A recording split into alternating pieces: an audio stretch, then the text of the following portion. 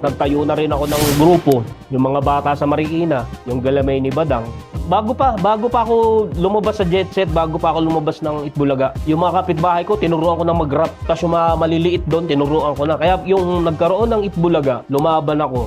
Tinuruan ko din sila Ariel, yung kapitbahay namin. Sila naman yung Marikina clan. Kumbaga talagang marami akong tinuruan doon. Kaya kahit papaano pumutok ako sa Marikina. Ako, hindi naman ako lumaban ng maraming konti sa Marikina eh. Kumbaga, ewan ko, ilan lang kami magaling kasi doon dati.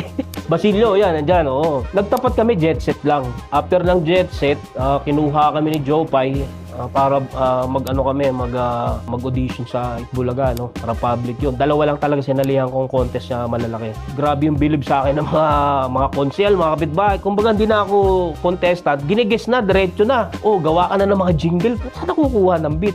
Hanggang nakilala ko si DJ Alvin ng Malanday. DJ Alvin, shoutout sa'yo. Siya rin gumawa ng beat ng Palasyo, kaya kami nakalaban sa Itbulaga. Pero na-master yun ni Albert Tamayo. Doon na yung sa album.